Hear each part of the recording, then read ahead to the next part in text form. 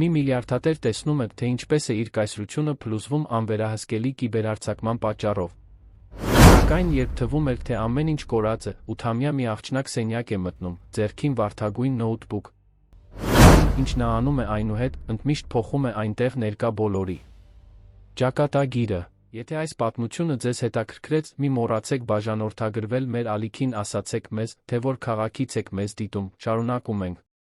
Խոստանում եմ, որ սա լինելու է լավագույն պատմությունը, որ դուք լսել եք ձեր կյանքում։ Արը դեռ ամբողջությամբ չէր բարձրացել երանում, երբ Գարեգին Ալավերդյանը հասավ իր գրասենյակ, Հյուսիսային պողոտայի Արտրային շենքի 18-րդ հարկում։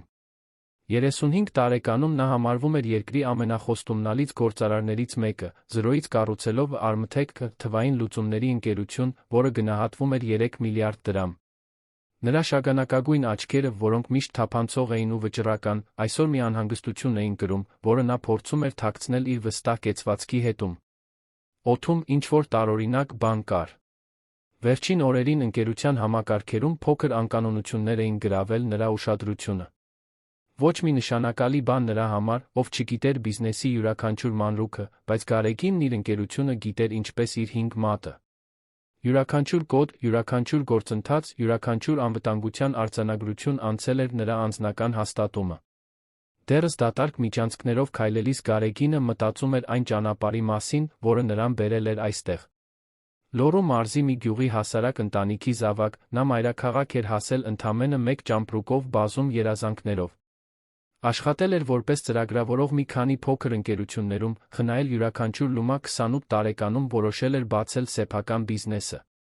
Դրանք 7 տարվա լիակատար նվիրում էին, քնելով գրասենյակում, ապրելով սենդվիչներով ու սուրճով, բայց միշտ հավատալով, որ մի օր ամեն ինչ կարժենա։ Եվ արժեցավ։ Արմթեքն աճեց էքսպոնենցիալ կերպով, տեխնոլոգիական լուծումներ առաջարկելով խոշոր կորպորացիաներին, բանկերին, նույնիսկ կառավարական մարմիններին։ Գարեգինը հատկապես հպարտանում էր թվային անվտանգության համակարգով, որը մշակել էր իր թիմը, որը համարվում էր Կովկասյան տարածաշրջանի ամենաառաջադեմներից մեկը։ Հենց այս համակարգն էր պաշտպանում միլիոնավոր հայերի տվյալները։ Մտնելով իր գրասենյակ, Գարեգինին դիմավորեց Մարինա Սարգսյանը, իր օգնականն ու աջ ձեռքը վերջին 5 տարիներին։ Մարինան, 40 տարեկան խելացի արդյունավետ մի կին, անհանգիստ հայացք ուներ, որն անմիջապես գրավեց նրա ուշադրությունը։ Բարի լույս, Գարեգին։ Մենք պետք է շտապ խոսենք, ասաց Մարինան, նրա ձայնը կրում էր անսովոր լարվածություն։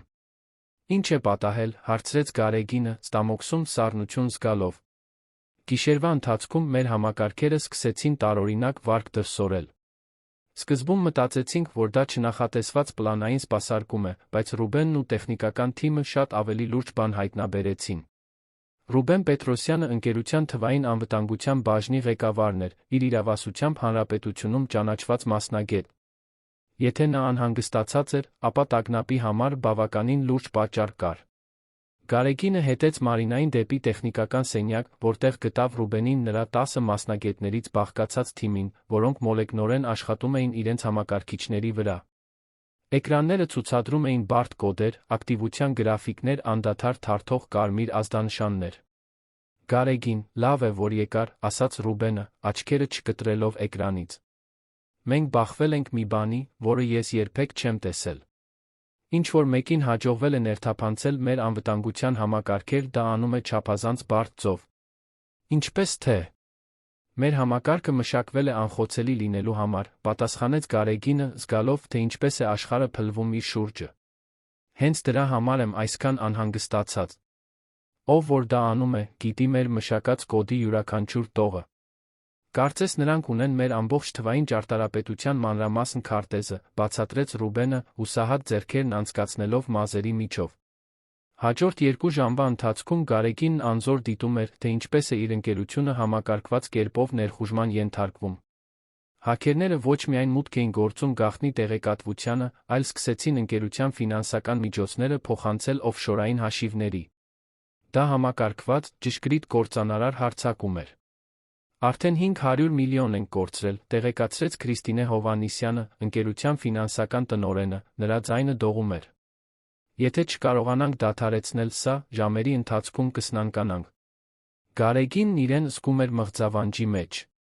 Մի ամբողջ կյանքի աշխատանքը ոչնչանում էր իր աչքի առաջ։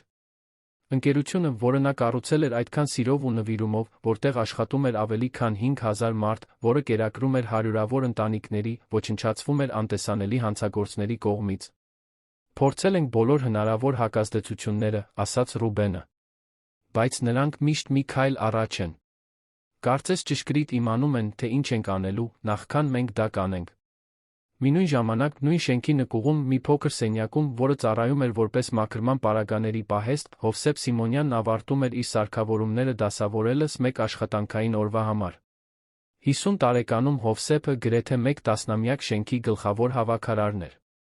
Քչախոս, բայց մեծ սիրտ ունեցող մարդ, նա գիտեր այդ շենքի յուրաքանչյուր անկյունը բոլոր վարձակալներին վերաբերվում էր նույն ջերմությամբ ու հարգանքով։ Հովսեփը սովորական հավաքարար չէր։ Չնայած սովորել էր միայն մինչ հիմնական դպրոցը, նա ուներ տպավորիչ գործնական խելք, բնական հետաքրքրասիրություն, թե ինչպես են աշխատում իրերը։ Շենքում աշխատելու տարիների ընթացքում նա շատ բան էր սովորել տեխնոլոգիաների մասին, պարզապես դիտելով հարցեր տալով այնտեղ հաճախող տեխնիկներին։ Բայց Հովսեփի մեծ սերը կապված չէր իր աշխատանքի հետ։ Նրա դուստրը, ընդամենը 8 տարեկան Սոֆյան, իր տիեզերքի կենտրոնն էր։ Աղջիկը ծնվել էր բացառիկ խելքով, որը զարմացրել էր նույնիսկ բժիշկներին։ 2 տարեկանում նա արդեն սահուն կարդում էր։ 5 տարեկանում տիրապետում էր բարդ մաթեմատիկական գործողություններին։ Իսկ այժմ 8 տարեկանում համակարգիչների տեխնոլոգիաների մասին գիտելիքներ ուներ, որոնք ապշեցնում էին նույնիսկ մասնագիտացված մեծահասակներին։ Սոֆյան ինքնուրույն սովորել էր ծրագրավորել, օգտագործելով միայն հին բջջային հեռախոս, որը Հովսեփը կարողացել էր գնել զեղչով, շենքի անվճար ինտերնետը, որտեղ աշխատում էր։ Աղջիկը ժամերով ուսումնասիրում էր առցանց ձեռնարկներ, քանդում էր աղբում գտած հին էլեկտրոնային սարքավորումները, ստեղծում փոքր ծրագրեր, որոնք լուծում էին առօրյա խնդիրներ։ Հովսեփը միշտ գիտեր, որ իր դուստրը յուրահատուկ է, բայց երբեք չէր պատկերացնում, թե որքան կարևոր դա կլիներ մինչ այդ առավոտ։ Բարձրանալով վերին հարկերը մաքրելու, Հովսեփը անսովոր շարժ նկատեց արմթեք ի գրասենյակում։ Սովորաբար առավոտյան ժամը 9-ին միջավայրը հանգիստ էր, աշխատակիցները կամաց-կամաց գալիս էին։ Այսօր, սակայն, ապակե պատերի միջով տեսանելի էր ակնհայտ իրարանցում։ Հովսեփն անձամբ ճանաչում էր Գարեգին Ալավերդյանին։ Գործարարը միշտ քաղաքավարի բարում էր նրան, մի քանի անգամ նրա հետ զրուցել էր ընտանիքի մասին։ Գարեգինը գիտեր Սոֆիայի մասին միշտ անկեղծ հետաքրքրություն էր ցուցաբերում, երբ Հովսեփը խոսում էր աղջկա տաղանդների մասին։ Զգուշորեն մոտենալով ընկերության մուտքի մոտ գտնվող ծաղկամանները դասավորելու պատրվակով, Հովսեփին հաջողվեց լսել տեխնիկական սենյակում տեղի ունեցող խոսակցության պատառիկներ։ Եվս 200 միլիոն կորցրինք, խուճապահար ասում էր կանացի մի ձայն։ Համակարգերը լիովին վտանգված են, բղավում էր մեկ այլ ձայն։ Անհնար է հետագծել հարձակման աղբյուրը, լրացնում էր երրորդ անձը։ Հովսեփը զգաց, թե ինչպես է սիրտը բաբախում։ Նույնիսկ տեխնոլոգիաների մասին իր սահմանափակ գիտելիքներով նա հասկանում էր, որ շատ լուրջ բան է կատարվում։ Գարեգինը, ով միշտ բարի էր եղել իր հետ, սարսափելի ճգնաժամի միջով էր անցնում։ Այդ պահին մի խենթ գաղափար անցավ Հովսեփի մտքով։ Իսկ եթե Սոֆյան կարողանար օգնել։ Աղջիկը միշտ ասում էր, որ հեռուստացույցով տեսած անվտանգության համակարգերը ակնհայտ թերություններ ունեն։ Նա հաճախ մեկնաբանում էր, թե ինչպես կլուծեր տեխնոլոգիական խնդիրները, որոնք տեսնում էր ֆիլմերում կամ լուրերում։ Հովսեփը գիտեր, որ դա խենթություն է։ Ինչպես կարող էր 8 տարեկան երեխան լուծել մի խնդիր, որը հայտնի համալսարաններ ավարտած մասնագետները չէին կարողանում։ Բայց նա ճանաչում էր իր դստերը։ Ճանաչում էր այն ձև, որով փայլում էին նրա աչքերը, երբ նա խոսում էր կոդերի ու համակարգերի մասին։ Ճանաչում էր այն հեշտությունը, որով նա լուծում էր թվային գլուխկոտրուկներ, որոնք շփոթեցնում էին մեծահասակներին։ Վերցնելով իր բջջայինը, Հովսեփը զանգահարեց տուն։ Գծի մյուս կողմում Սոֆիայի քաղցր ձայնն անմիջապես պատասխանեց. Ողջույն, հայրիկ։ Ինչպես է այսօր աշխատանքը։ Աղջիկս, պետք է քեզ մի տարօրինակ հարց տամ։ Դու երեք գիշեր թվային անվտանգության համակարգերի մասին էիր ուսումնասիրում, այդպես չէ։ Այո, հայրիկ։ Շատ հետաքրքիր տեսանյութեր գտա առաջադեմ կրիպտոգրության ներխուժումներից պաշտպանության մասին։ Ինչու ես հարցնում։ Հովսեփը խորը շունչ քաշեց։ Գիտեր, որ պատրաստվում է մի որոշում կայացնել, որը կարող էր ընդմիշտ փոխել իրենց կյանքը։ Սոֆիա, հիշո՞ւմ ես պարոն Գարեգինին, գործարարին, ով աշխատում է այստեղ շենքում։ Նրան, ով միշտ քո մասին է հարցնում։ Հիշում եմ, այո։ Դու միշտ ասում ես, որ նա շատ քաղաքավարի ու բարի է։ Այո, աղջիկս։ Կարծում եմ, նա շատ լուրջ խնդրի միջով է անցնում։ Այնպիսի խնդրի, որը դու ուսումնասիրում ես քո տեսանյութերում։ Կցանկանայիր փորձել օգնել։ Գծի մյուս կողմում Սոֆյան մի քանի վայրկյան լուռ մնաց։ Հովսեփը գրեթե կարող էր լսել, թե ինչպես են աղջկա մտքերը կարգավորվում, գնահատելով իրավիճակը այն հասունությամբ, որը միշտ բնորոշ էր նրան։ Հայրիկ, եթե ինչ-որ մեկը հարձակվում է նրա համակարգի վրա, դա կարող է շատ բարդ լինել։ Բայց այո, ես կցանկանայի փորձել օգնել։ Կարող եմ իմ նոթբուքը բերել։ Կարող ես, այո, աղջիկս։ Բայց միայն եթե վստահ ես։ Սա շատ լուրջ բան է, ես չեմ ուզում, որ դու ճնշում զգաս։ Հայրիկ, երբ մենք տաղանդ ունենք, պետք է այն օգտագործենք մարդկանց օգնելու համար։ Մայրիկը միշտ ինձ դա է սովորեցրել։ Ես հիմա կգամ այնտեղ։ Հովսեփն անջատեց հեռախոսը, աչքերը խոնավացած։ Նրա կինը Նունեն տանն էր, անցնելով դժվարին շրջանի միջով, նախորդ տարի հայտնաբերված լյուպուսի պատճառով։ Հիվանդությունը սահմանափակել էր նրա աշխատելու կարողությունը, ավելի մեծացնելով ֆինանսական պատասխանատվությունը Հովսեփի ուսերին։ Բայց նույնիսկ դժվարությունների մեջ Նունեն երբեք չէր դադարել խրախուսել Սոֆիային, օգտագործել իր տաղանդները բարի գործերի համար։ 30 րոպե անց Սոֆյան հասավ շենք, տանելով իր վարդագույն ուսապարկը նոթբուքը, որը Հովսեփը մեծ զոհողությունների գնով կարողացել էր գնել նրա համար։ Աղջիկը, իր տարիքի համար փոքրամարմին, ուներ շագանակագույն մազեր, հավաքված երկու հյուսի մեջ, աչքեր, որոնք փայլում էին գրեթե մեծահասակի խելքով։ Հայրիկ, որտեղ է խնդիրը, հարցրեց Սոֆյան այն բնականությամբ, ով սովոր էր բարդ գլուխկոտրուկներ լուծել։ Հովսեփը նրան ուղեկցեց դեպի արմթեք իհարկ, որտեղ շարժումն էլ ավելի էր մեծացել։ Ապակե պատերի միջով տեսանելի էին տասնյակ մարդիկ, որոնք հուսահատ աշխատում էին, անդադար զանգող հեռախոսներ Գարեգինը, որը ձեռքերը գլխին դրած քայլում էր այս ու այն կողմ։ Սոֆիա, վստահ ես, որ ուզում ես սա փորձել։ Շատ կրթված մարդիկ են աշխատում այս խնդրի վրա։ Սոֆյան նայեց հորը մեծահասակի լրջությամբ պատասխանեց. Հայրիկ, երբեմն լուծումը ոչ թե նրանում է, ինչ մենք սովորել ենք դպրոցում, այլ իրերին այլ կերպ նայելու մեջ։ Հովսեփը խորը շունչ քաշեց ուղղվեց դեպի արմթեք-ի ընդունարան։ Ընդունարանի աշխատակցուհին Աննա Պետրոսյանը լավ ճանաչում էր նրան զարմացավ, տեսնելով նրան երեխայի ուղեկցությամբ աշխատանքային ժամին։ Հովսեփ, այսօր այցելությունների համար լավ օր չէ։ Մենք այստեղ շատ լուրջ ճգնաժամի միջով ենք անցնում։ Աննա, գիտեմ, որ տարօրինակ կթվա, բայց իմ դուստր Սոֆյան շատ լավ է հասկանում համակարգիչներից։ Նա կցանկանար խոսել պարոն Գարեգինի հետ այն խնդրի մասին, որի հետ դուք բախվել եք։ Աննան նայեց Սոֆիային ներողամիտ ժպիտով։ Ինչ սիրունիկ է, Հովսեփ։ Բայց այսօր իսկապես։ Խնդրում եմ, ընդհատեց Սոֆյան իր մեղմ, բայց վճռական ձայնով։ Ես գիտեմ, որ երեխա եմ, բայց ես հասկանում եմ անվտանգության համակարգերից։ Եթե ինչ-որ մեկը հարձակվում է պարոն Գարեգինի համակարգիչների վրա, գուցե ես կարողանամ օգնել։ Ինչ-որ բան կար Սոֆիայի խոսելու ձի մեջ, մի հանգիստ վստահություն, որը չէր համապատասխանում նրա տարիքին, որը ստիպեց Աննային տատանվել։ Այդ պահին ընդունարան մտավ Մարինան, ակնհայտորեն սթրեսի մեջ։ Աննա, մենք պետք է ավելի շատ մասնագետներ կանչենք։ Արդեն 1.5 միլիարդ ենք կորցրել, ասաց Մարինան, չնկատելով Հովսեփի Սոֆիայի ներկայությունը։ Տիկին Մարինա, ամաչելով ասաց Հովսեփը։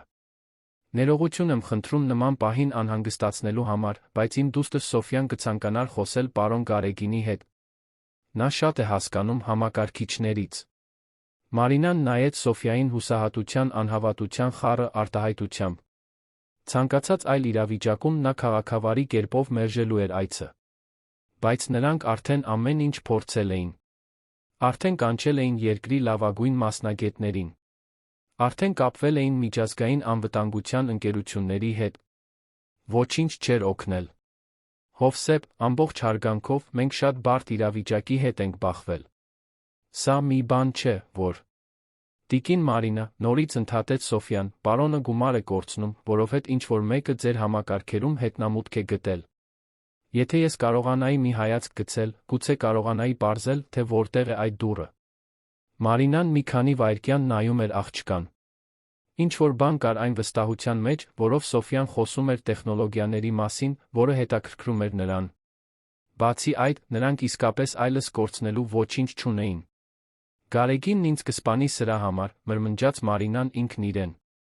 Այնուհետ նայեց Սոֆյային ասաց. Լավ։ Դու 5 րոպե ունես նրա հետ խոսելու համար։ Բայց պետք է հասկանաս, որ մենք շատ լուրջ իրավիճակում ենք։ Սոֆյան ժպտաց հետեց Մարինային դեպի տեխնիկական սենյակ, տանելով իր վարդագույն նոթբուքը, կարծես դա աշխարհի ամենաբնական բանը լիներ։ Հովսեփը ուղեկցում էր նրան, նրա սիրտը արագ բաբախում էր հպարտության նյարդայնության միջ։ Երբ նրանք մտան տեխնիկական սենյակ, բոլոր խոսակցությունները դադարեցին։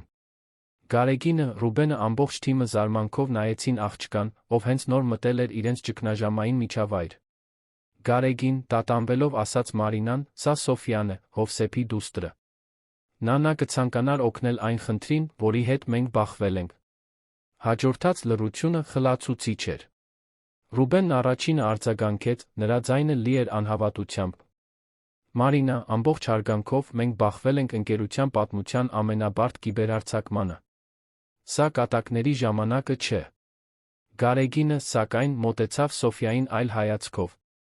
Նա հիշում էր Հովսեփի հետ ունեցած խոսակցությունները աղջկա մասին։ Հատկապես հիշում էր մի դեպք, երբ Հովսեփը նշել էր, որ Սոֆյան վերանորոգել էր շենքի ձայնային համակարգը, պարզապես նայելով լարերին։ Սոֆյա, ասաց Գարեգինը, ծնկի իջնելով աղջկա հասակին հավասարվելու համար, քո հայրը միշտ ասում է, որ դու շատ խելացի ես համակարգիչների հարցում։ Բայց այն, ինչի հետ մենք այստեղ բախվել ենք, շատ բարդ է։ Սոֆյան շուրջը նայեց սենյակին, դիտելով կոդերով լի էկրանները, մասնագետների հուսահատ դեմքերը, միջավայրը տիրող քաոսի մթնոլորտը։ Այնուհետ բացեց իր վարդագույն նոթբուքը, ասաց այն հանգստությամբ, ով սովոր էր բարդ խնդիրներ լուծել։ Պարոն Գարեգին, կարող եմ մի հայացք գցել, թե ինչ է կատարվում։ Խոստանում եմ, որ ոչինչ չեմ խանգարի։ Գարեգինը նայեց Ռուբենին, ով բացասական գլխով արեց։ Նայեց Մարինային, ով ուսերը թոթվեց։ Նայեց Հովսեփին, ում աչքերը փայլում էին հույսի անհանգստության խառնուրդով։ Այդ պահին Գարեգինը մի որոշում կայացրեց, որը կփոխեր նրանց կյանքը ընդմիշտ։ Գուցե դա հուսահատություն էր։ Գուցե ինտուիցիա։ Կամ գուցե պարզապես այն հավատը, որ երբեմն պատասխանները գալիս են ամենաանսպասելի տեղերից։ Լավ, Սոֆյա։ Կարող ես մի հայացք գցել։ Բայց պետք է խոստանաս, որ շատ զգույշ կլինես։ Սոֆյան ժպտաց, իր նոթբուքը միացրեց ընկերության ցանցին, սկսեց մուտքագրել։ Նրա փոքրիկ մատները ստեղնաշարի վրայով շարժվում էին այնպիսի արագությամբ ու ճշգրտությամբ, որ բոլոր ներկաներին ապշեցրին։ Մի քանի րոպեի ընթացքում նա մուտք էր գործել ընկերության համակարգեր, վերլուծում էր անվտանգության գրանցամատյանները։ Հետաքրքիր է, մրմնջաց Սոֆյան, աչքերը կպած էկրանին։ Նրանք օգտագործում են մի տեխնիկա, որի մասին ես 3 գիշեր կարդացի։ Դա պոլիմորֆիկ հարձակում է, կրիպտոգրության 3 շերտով։ Ռուբենը մոտեցավ աղջկան, նրա արտահայտությունը անհավատությունից փոխվեց հետաքրքրության։ Ինչպես թե 3 շերտ։ Նրանք ստեղծել են մի կոդ, որը մշտապես փոփոխվում է, բացատրեց Սոֆյան, աչքերը չկտրելով էկրանից։ Դրա համար դուք չեք կարողանում հետագծել այն։ Ամեն անգամ, երբ դուք կարծում եք, որ գտել եք խնդիրը, այն արդեն փոխակերպվել է մեկ այլ բանի։ Դա անհնար է, ասաց տեխնիկներից մեկը։ Մեր համակարգերը կհայտնաբերեին այդ տեսակի ակտիվությունը։ Սոֆյան վերջապես աչքերը բարձրացրեց էկրանից, նայեց տեխնիկին ուսուցչի համբերությամբ, ով աշակերտին բացատրում է ակնհայտ բան։ Չէր հայտնաբերի, եթե նրանք օգտագործեին ձեր սեփական անվտանգության համակարգը ձեր դեմ։ Դա նման է տան փականն օգտագործելուն դուռը բացելու համար, այն կոտրելու փոխարեն։ Գարեգինը սարսուռ զգաց։ Եթե Սոֆյան ճիշտ էր, դա նշանակում էր, որ համակարգերին ներքին մուտք ունեցող ինչ-որ մեկը ներգրավված էր հարձակման մեջ։ Նշանակում էր դավաճանություն։ Նշանակում էր, որ արմթեքը ոչ միայն դրսից էր հարձակման ենթարկվում, այլ ներսից էր սաբոտաժի ենթարկվում։ Սոֆյա, լարված ձայնով ասաց Գարեգինը, վստահ ես, թե ինչ ես ասում։ Աղջիկը նորից նայեց էկրանին, նրա մատները արագ աշխատում էին։ Մի քանի րոպե անց նա մատնացույց արեց մոնիտորի վրա հայտնված կոդերի հաջորդականությունը։ Նայեք այստեղ։ Այս կոդը կատարվում է ադմինիստրատիվ արտոնություններով։ Բայց նայեք, թե որ ժամին է այն ստեղծվել։ Սոֆյան մատնացույց արեց մի կոնկրետ տող։ Գիշերվա 3:15։ Ինչ-որ մեկը գիշերը համակարգում գաղտնի դուռ է ստեղծել օգտագործում է այն, այս ամենն անելու համար։ Ռուբենը մոտեցավ զննեց էկրանը։ Նրա արտահայտությունը աստիճանաբար թերահավատությունից փոխվեց ցնցման, իսկ հետո հիացմունքի։ Աստված իմ, շշնջաց նա։ Նա ճիշտ է։ Ինչպես մենք սա չտեսանք։ Որովհետև դուք խնդիրը դրսից էիք փնտրում, բացատրեց Սոֆյան։ Բայց խնդիրը ներսում է։ Գարեգինին թվում էր, թե հատակը փլվում է իր ոտքերի տակ։ Եթե իր ընկերությունում դավաճան կար, դա իրավիճակն էլ ավելի էր լրջացնում։ Բայց մինույն ժամանակ, ժամեր անց առաջին անգամ նա հույսի կայծ զգաց։ Սոֆյան 15 րոպեում կարողացել էր պարզել այն, ինչ իր մասնագետների թիմը չէր կարողացել ժամեր տող աշխատանքի արդյունքում։ Սոֆիա, ասաց Գարեգինը, նրա ձայնը լի էր հուզմունքով, կարող ես մեզ օգնել դադարեցնել սա։ Աղջիկը նայեց նրան իր փայլուն աչքերով ժպտաց։ Կարող եմ փորձել, պարոն Գարեգին։ Բայց դա լինելու է շատ բարդ շախմատի խաղի նման։ Ամեն քայլի, որ մենք անենք, նրանք կփորձեն հակահարված տալ։ Այդ պահին սենյակում բոլորը հասկացան, որ բախվել են արտասովոր մի բանի հետ։ 8 տարեկան մի աղջիկ, հավաքարարի դուստրը, հենց նոր ամբողջությամբ փոխել էր մի ճգնաժամի ընթացքը, որը սպառնում էր ոչնչացնել երկրի խոշորագույն տեխնոլոգիական ընկերություններից մեկը։ Գարեգինը նայեց Հովսեփին, ով պատին հենված կանգնած էր, աչքերը հուզմունքից խոնավացած։ Նայեց Սոֆիային, ով սպասում էր իր պատասխանին փորձառու մասնագետի լրջությամբ։ Նայեց իր թիմին, որի աչքերում ժամեր անց առաջին անգամ կարծես հույս էր հայտնվել։ Ուրեմն, եկեք խաղանք այդ շախմատը, ասաց Գարեգինը, նստելով Սոֆիայի կողքին։ Հույսդ իմ վրա դիր, որպես քո գործընկեր։ Եվ այսպես սկսվեց Գարեգին Ալավերդյանի կյանքի ամենակարևոր ճակատամարտը, 8 տարեկան անհավանական հերոսուհու գլխավորությամբ, որը պայքարում էր փրկելու այն ամենը, ինչ նա կառուցել էր մի ամբողջ կյանքի ընթացքում։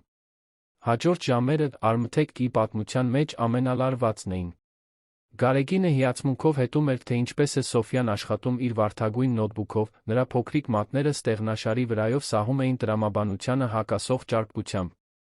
Աղջիկը տեխնիկական սենյակը վերածել էր իր թվային մարտադաշտի, ճգնաժամի սկզբից ի վեր առաջին անգամ Գարեգինը զգում էր, որ իր ընկերությունը փրկելու իրական հնարավորություն ունի։ Նրանք հենց նոր հասկացան, որ մենք հայտնաբերել ենք գաղտնի դուռը, հայտարարեց Սոֆյան, աչքերը չկտրելով էկրանից։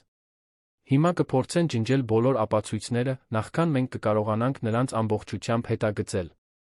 Ռուբենը, ով սկզբում կասկածում էր աղջկա կարողություններին, այժմ լիովին կենտրոնացած էր նրա ասած յուրաքանչյուր բառի վրա։ Ինչ պետք է անենք։ Մենք պետք է նրանցից արագ լինենք, տպավորիչ հանգստությամբ պատասխանեց Սոֆյան։ Պարոն Գարեգին, կարող եմ օգտագործել ձեր թիմի համակարգիչները։ Ինձ ավելի շատ մշակման հզորություն է պետք լինելու այն բանի համար, ինչ պատրաստվում եմ անել։ Գարեգինը գլխով արեց, մի քանի րոպեի ընթացքում Սոֆյան իր նոթբուքը միացրեց 3 տարբեր աշխատակայանների։ Այն, ինչ նա արեց հետո, ապշեցրեց նույնիսկ ընկերության ամենափորձառու մասնագետներին։ Սոֆյան ոչ միայն հետագծեց վնասակար կոդը, այլ ստեղծեց մի տեսակ թվային թակարդ։ Դա նման է նրանց առջ հայելի դնելուն, բացատրեց նա։ Նրանք կմտածեն, որ հարձակվում են մեր համակարգերի վրա, բայց իրականում կհարձակվեն իմ ստեղծած կեղծ կրկնօրինակի վրա։ Այդ ընթացքում ես կարող եմ ճշգրիտ հետագծել, թե որտեղից է գալիս հարձակումը։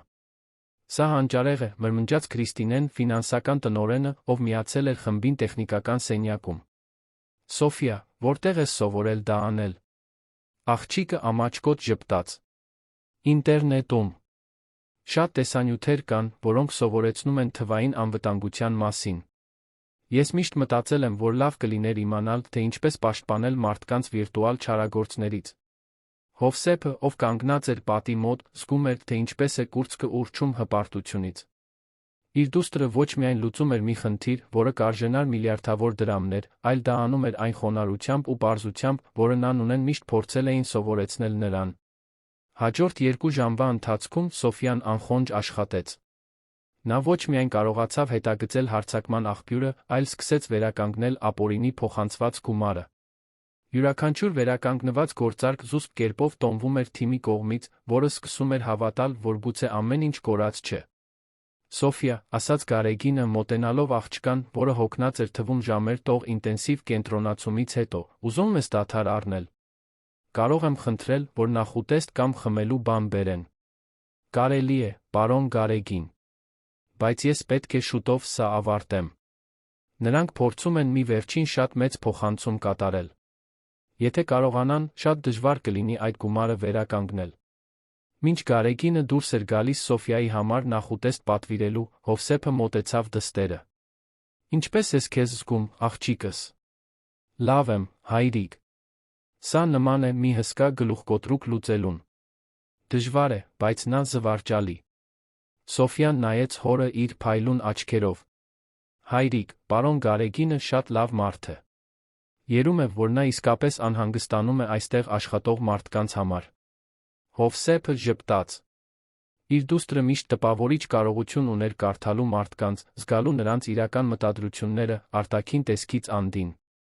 Երբ Գարեգինը վերադարձավ սենդվիչներով ու հյութերով, նրա դեմքին անհանգիստ արտահայտություն կար։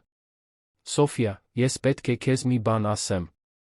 Իմ թիմը պարզել է, որ հարձակումը գալիս է հենց ընկերության ներսից։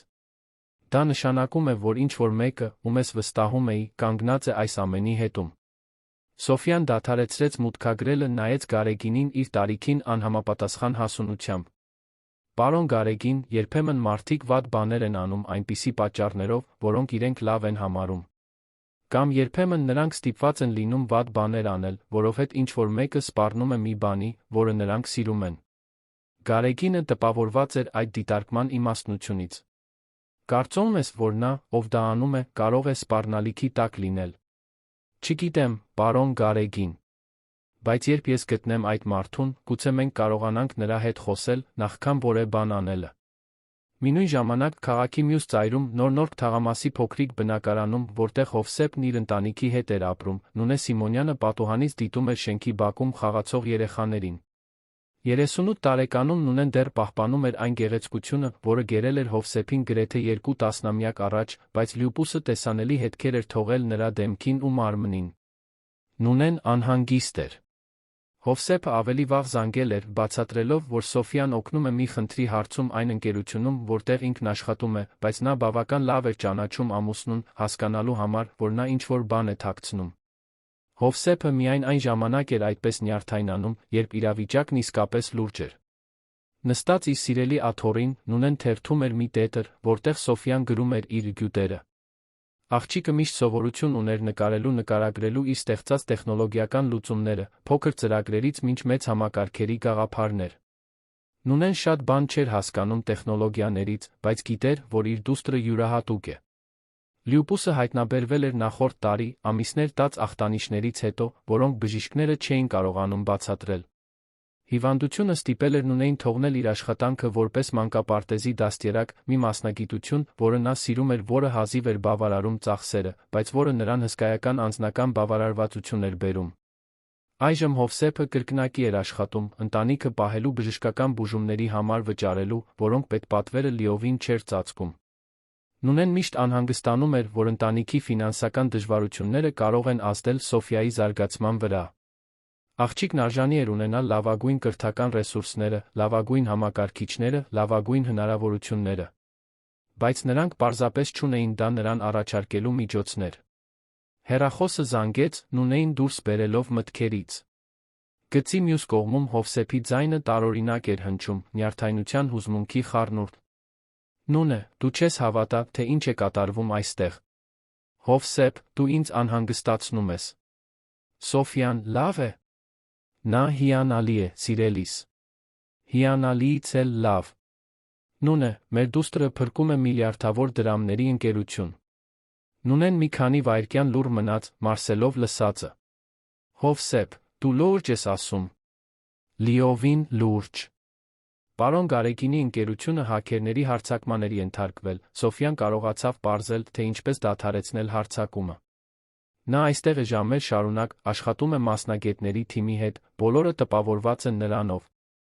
Արցունքները սկսեցին հոսել Նունեի դեմքով։ Դրանք տխրության արդյունքներ չէին, այլ այնպիսի ուժգին մայրական հպարտության, որը կարծես չէր տեղավորվում նրա կրծքում։ Հովսեփ, վստահ ես, որ նա անվտանգ է։ Այդպիսի իրավիճակը շատ վտանգավոր չէ։ Նույն է, դու պետք է տեսնես մեր դստերը։ Նա ղեկավարում է իրավիճակը, կարծես 20 տարվա փորձ ունեցող մասնագետ լինի։ Իսկ պարոն Գարեգինը նրան այնքան հարգանքով ու ջերմությամբ է վերաբերվում։ Կարծում եմ, մեր կյանքը պատրաստվում է փոխվել, սիրելիս։ Հեռախոսն անջատելուց հետո Նունեն երկար ժամանակ նայում էր պատուհանից, խորելով այն արտասովոր ճակատագրի մասին, որը կարծես թե նկարվում էր իր ընտանիքի համար։ Նա միշտ գիտեր, որ Սոֆյան յուրահատուկ է, բայց երբեք չէր պատկերացնում, որ իր դուստրը կարող է այդքան նշանակալի ազդեցություն ունենալ աշխարհի վրա արդեն 8 տարեկան հասակում։ Վերադառնալով արմթեք Սոֆյան կարողացել էր ոչ միայն հետագծել հարձակման աղբյուրը, այլ ճշգրիտ պարզել, թե ով է պատասխանատուն։ Այն, ինչ նա հայտնաբերեց, խորապես ցնցեց Գարեգինին։ Պարոն Գարեգին, մեղմորեն ասաց Սոֆյան, ես գտա, թե ով է դա անում։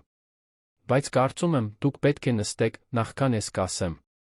Գարեգինը տեղավորվեց մոտակա աթոռին, պատրաստվելով մեկ կործանարար բացահայտման։ Կարող ես ասել, Սոֆիա։ Դա պարոն Էդուարդ Մարտիրոսյանն է, ձեր գործընկերը։ Հաջորդած լռությունը խլացուցիչ էր։ Էդուարդ Մարտիրոսյանը ավելին էր, քան Գարեգինի գործընկերը, արմթեք ում։ Նա նրա լավագույն ընկերն էր համալսարանից, հարսանիքի քավորը, այն մարդը, ում Գարեգինն ամենաշատն էր վստահում ամբողջ աշխարհում։ Սոֆիա, խեղդված ձայնով ասաց Գարեգինը, դու բացարձակապես վստահ ես դրանում։ Այո, պարոն Գարեգին։ Նայեք այստեղ։ Սոֆյան մատնացույց արեց էկրանը։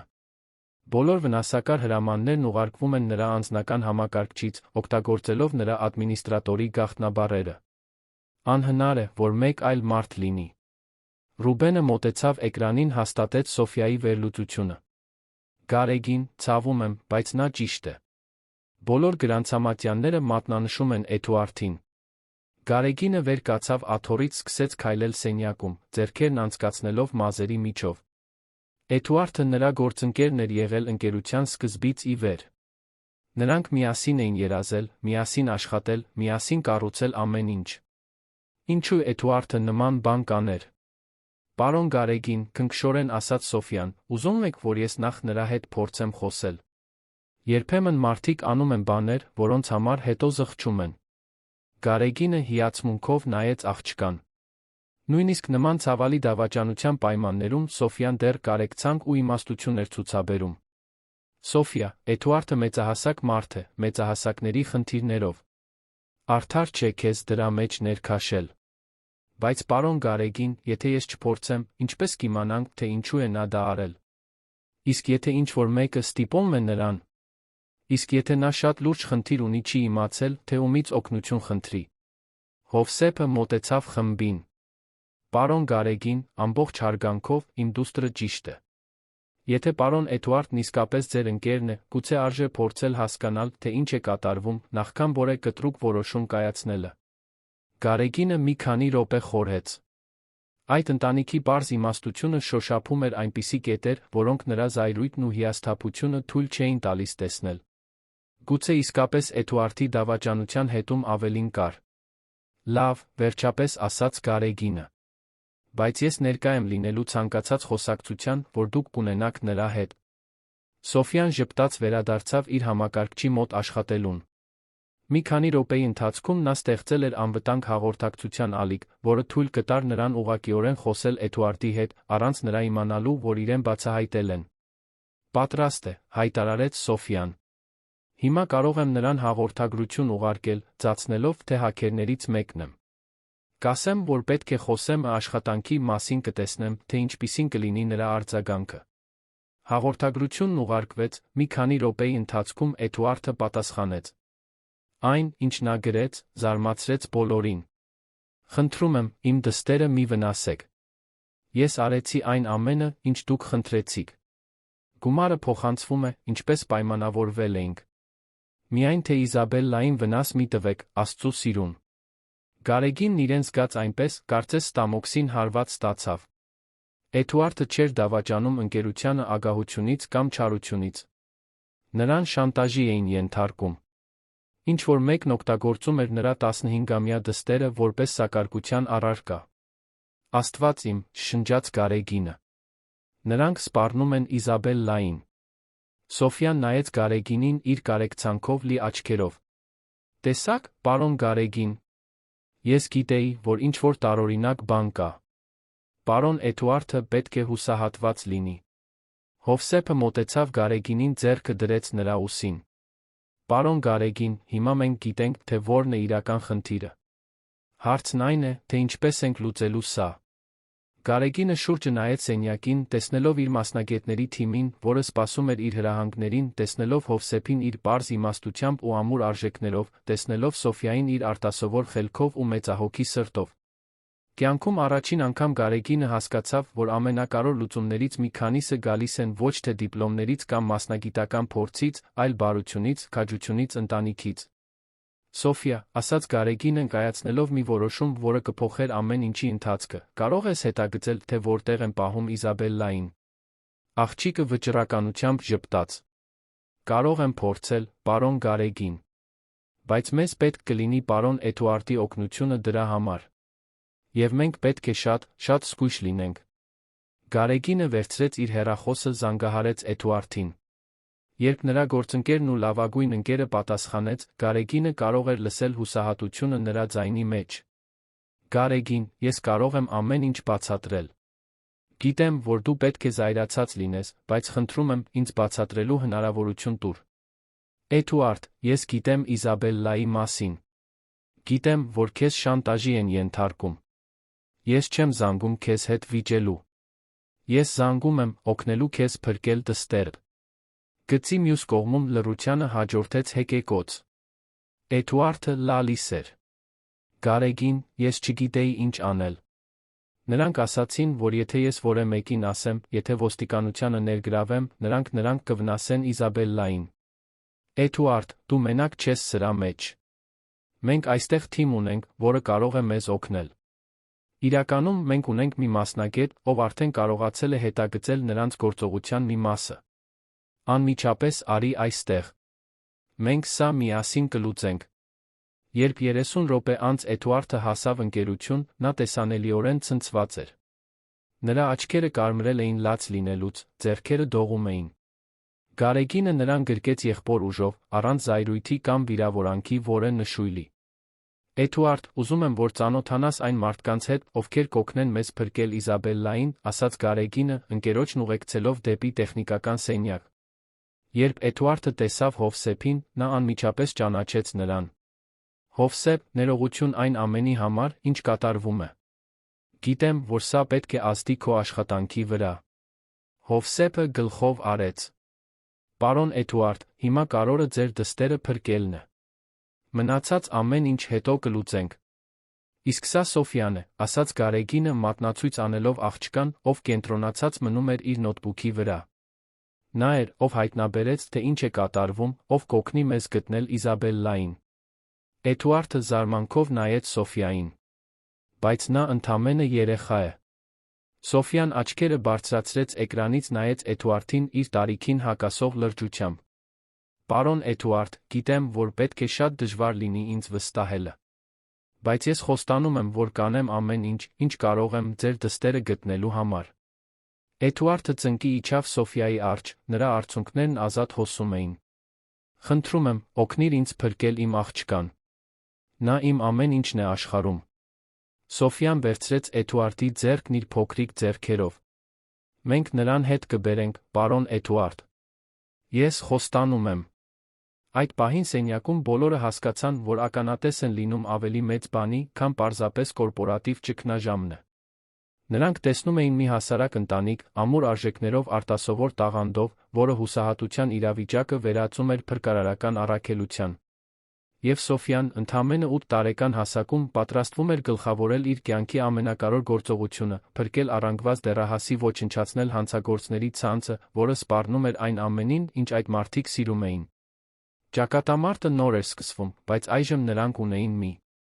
բան, որը նախկինում չունեին, հույս, միասնություն, մի փոքրիկ հերոսուհի, որը վճռական էր օգտագործել իր տաղանդները, պաշտպանելու իր սիրելի մարդկանց։ Գարեգինը շուրջը նայեց սենյակին, հասկացավ, որ իր ընկերությունը, իր հարստությունը, իր մասնագիտական հաջողությունը, այս ամենից ոչինչ այնքան կարևոր չէր, որքան այն, ինչ կատարվում էր այդ պահին։ Նա սովորում էր կյանքի իրական արժեքի մասին 8 տարեկան երեխայի աչքերով մի հավաքարարի իմաստությամբ, ով հասկանում էր, որ ընտանիքը ամենաթանկ բանն է, որ մարդը կարող է ունենալ։ Գիշերն իջել էր երանի վրա, բայց արմաթեք ներսում լույսերը վառ էին մնում։ Սոֆյան գրեթե 12 ժամ անդադար աշխատում էր, նրա փոքրիկ մատները թռչում էին ստեղնաշարի վրայով, մինչ նա հետագծում էր թվային հետքերը, որոնք կտանեին դեպի Իզաբելլան։ Գարեգինը պիցցա զովացուցիչ ըմպելիքներ էր պատվիրել, տեխնիկական սենյակը վերածելով ժամանակավոր օպերատիվ կենտրոնի։ «Մի բան գտա», հայտարարեց Սոֆյան, նրա ձայնն առաջին անգամ հոգնածություն էր դրսևորում օրվա ընթացքում։ Նրանք Իզաբելլային պահում են Մալաթիա Սեբաստիա թաղամասի մի պահեստում։ Տարածաշրջանի անվտանգության տեսախցիկների միջոցով տեսնում եմ, որ այնտեղ կասկածելի շարժ կա։ Էդուարդը արագ մոտեցավ էկրանին։ Կարող ես տեսնել, նա լավ է։ Վնասված է։ Սոֆյան մի քանի կառավարման կոճակ սեղմեց, կարողացավ մուտք գործել պահեստի ներքին տեսախցիկ։ Էկրանին հայտնվեց Իզաբելլայի պատկերը, շագանակագույն մազերով գեղեցիկ դեռահաս, որը նստած էր աթոռին։ Նա վախեցած տեսք ուներ, բայց տեսանելի վնասվածքների նշաններ չկային։ Նա լավ է, պարոն Էդուարդ, մեղմորեն ասաց Սոֆյան։ Բայց մենք պետք է շուտով նրան այնտեղից հանենք։ Իմ որսացած կոդերից դատելով, նրանք նախատեսում են վաղը առավոտյան նրան մեկ այլ տեղ տեղափոխել։ Գարեգինը վերցրեց իր հեռախոսը։ Ես կզանգեմ ոստիկանություն։ Ոչ, բղավեց Էդուարդը, բռնելով Գարեգինի թից։ Նրանք ասացին, որ եթե իշխանություններին ներգրավենք, կանհետացնեն Իզաբելլային։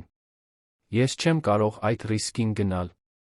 Սոֆյան նայեց երկու տղամարդկանց, ապա իր հորը։ Պարոն Գարեգին, պարոն Էդուարդ, ես մի գաղափար ունեմ։ Բայց դրա համար ձեզանից մեծ քաջություն կպահանջվի։ Ասա, Սոֆիա, ասաց Գարեգինը։ Ես կարող եմ ստեղծել մի վիրուս, որը կխափանի նրանց բոլոր հաղորդակցման համակարգերը։ Հեռախոսներ, ինտերնետ, ամեն ինչ։ Նրանք մոտավորապես 1 ժամով կկուրանան։ Դա բավարար ժամանակ կտա Իզաբելլային փրկելու փախչելու համար, նախքան նրանք կկարողանան արձագանքել։ Ռուբենը, ով հիացմունքով հետում էր Սոֆիայի կարողություններին, մոտեցավ խմբին։ Սոֆիա, այդպիսի վիրուս ստեղծելը չափազանց վտանգավոր է։ Եթե ինչ-որ բան սխալ գնա, կարող է ազդել տարածաշրջանի այլ համակարգերի վրա։ Սոֆյան լրջորեն նայեց Ռուբենին։ Ես գիտեմ ռիսկերի մասին, պարոն Ռուբեն։ Բայց երբեմն մենք պետք է ռիսկի դիմենք, փրկելու մեր սիրելիներին։ Հովսեփը մոտեցավ դստերը։ Սոֆիա, սա քեզ համար շատ վտանգավոր չէ։ Իսկ եթե այդ հանցագործները պարզեն, որ դու ես դա արել։ Հայրիկ, նրանք երբեք չեն պարզի։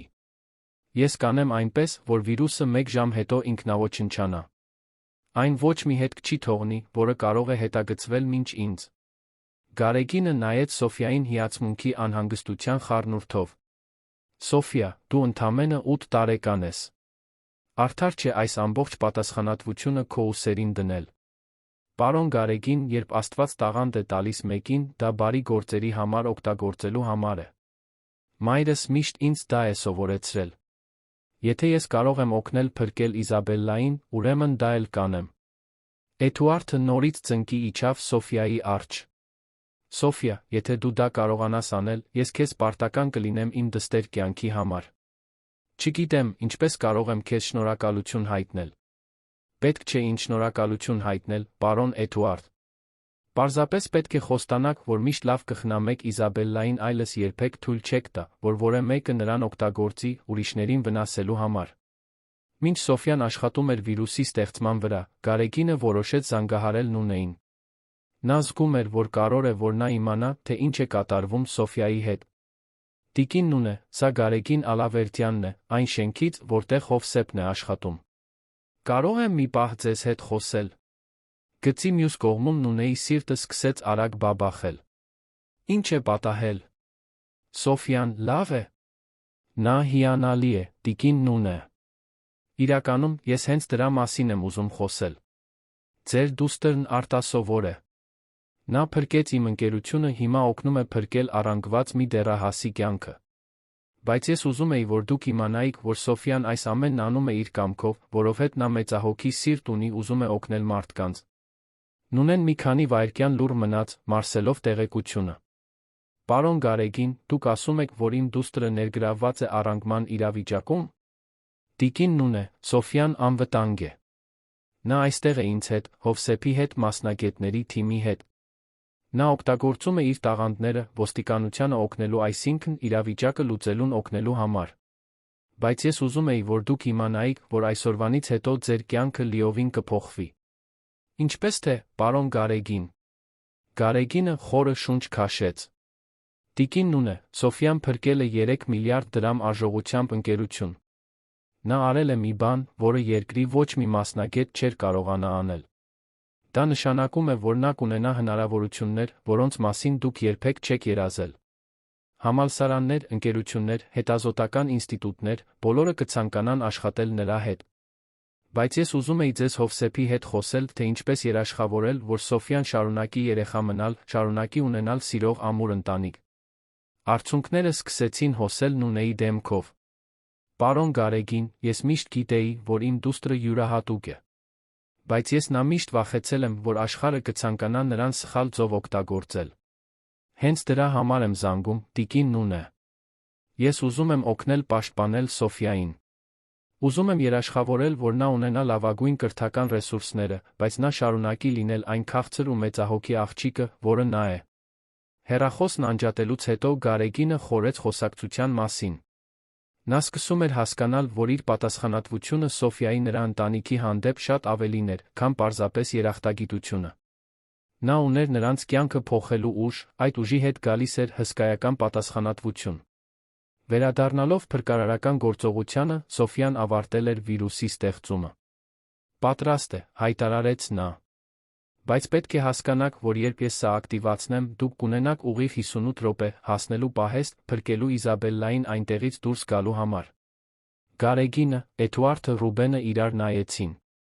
Սոֆիա, մենք ոստիկաններ կամ հատուկ գործակալներ չենք։ Ինչպես ենք փրկարարական գործողություն իրականացնելու։ Սոֆիան ժպտաց։ Պարոն Գարեգին, երբեմն լավագույն ռազմավարությունը ամենապարզն է։ Դուք այնտեղ կգնաք, ծածնելով, թե հաճախորդեք։ Ես հանցագործներին կեղծ հաղորդագրություն կուղարկեմ, ծածնելով, թե նրանց կոնտակտներից մեկն եմ, հանդիպում նշանակելով շանտաժի վճարումը բանակցելու համար։ Մինչ նրանք ձեզնով զբաղված կլինեն, պարոն Էդուարդը կարող է գտնել Իզաբելլային նրան այնտեղից հանել։ Իսկ եթե կասկածել, հարցրեց Էդուարդը։ Նրանք չեն կասկածի, որովհետև ես կխափանեմ նրանց համակարգերը հենց այն պահին, երբ դուք հասնեք։ Նրանք կմտածեն, որ դա զուգադիպություն է, ավելի շատ կանհանգստանան հաղորդակցությունները վերականգնելու համար, քան ձեզ հետաքննելու։ Հովսեփը մոտեցավ խմբին։ Պարոն Գարեգին, ամբողջ հարգանքով, սա շատ վտանգավոր է։ Գուցե իսկապես ավելի լավ է ոստիկանություն կանչել։ Գարեգինը նայեց Էդուարդին, ով բացասական գլխով արեց։ Հովսեփ, ես հասկանում եմ քո անհանգստությունը։ Բայց Էդուարդը ճիշտ է։ Եթե հիմա իշխանություններին ներգրավենք, Իզաբելլայի համար կարող է շատ ուշ լինել։ Սոֆիան պահպանեց իր աշխատանքը, նայեց բոլոր ներկաներին։ Նախքան սա անելը, ես ուզում եմ մի բան ասել։ Ես գիտեմ, որ երեխա եմ, իսկ դուք մեծահասակներ, բայց ուզում եմ, որ դուք խոստանաք, որ սա լուծելուց հետո մենք կօգտագործենք մեր բոլոր տաղանդներն ու ռեսուրսները, օգնելու այլ երեխաների, որոնք կարող են նմանատիպ խնդիրների միջով անցնել։ Գարեգինը հուզվեց Սոֆիայի հասունությունից ու մեծահոգությունից։ Սոֆիա, ես խոստանում եմ։ Մենք հիմնադրամ կստեղծենք ռիսկային իրավիճակներում գտնվող երեխաներին օգնելու համար։ Եվ ես խոստանում եմ, որ կօգտագործեմ իմ ընկերությունը անապահով երեխաների համար անվճար տեխնոլոգիական կրթության ծրագրեր ստեղծելու համար, ավելացրեց Էդուարդը։ Եվ ես խոստանում եմ, որ միշտ այստեղ կլինեմ, աջակցություն ուղղորդում տալու ցանկացած երեխայի, ով դրա կարիքն ունի, ասաց Հովսեփը։ Սոֆիան ժպտաց, սեղմեց կոճակը, որն ակտիվացրեց վիրուսը։ Հիմա դուք 58 րոպե ունեք։ Զգույշ եղեք, Իզաբելլային հետ բերեք։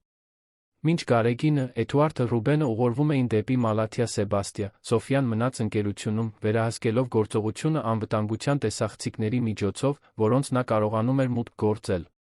Հովսեփը մնաց նրա կողքին, բռնաց նրա փոքրիկ ձեռքը առաջարկելով իր ողջ հուզական աջակցությունը։ «Հայրիկ», ասաց Սոֆյան, «կարծում ես, մայրիկը կհպարտանար ինձնով»։ Սոֆյա, մայրդ արդեն աշխարհի ամենահպարտ մարդն է, քեզ որպես դուստր ունենալու համար։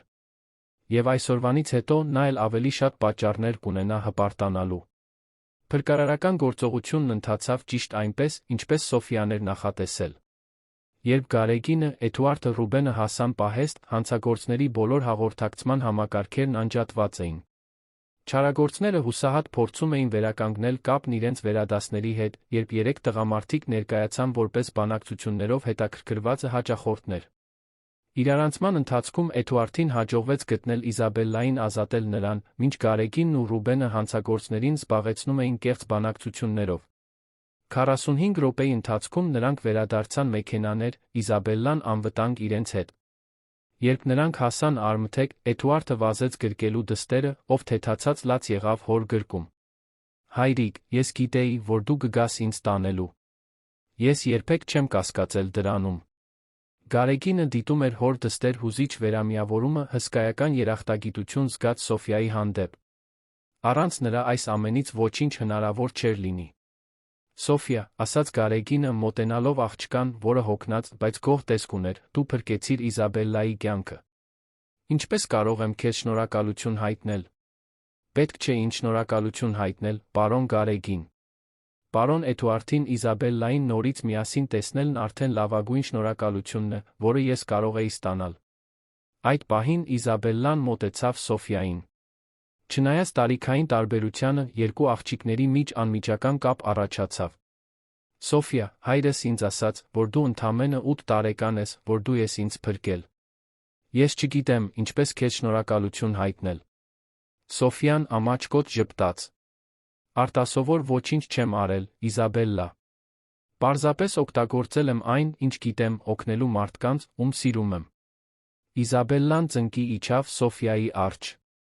«Դու ամենախիզախ մարդն ես, ում ես ճանաչում եմ։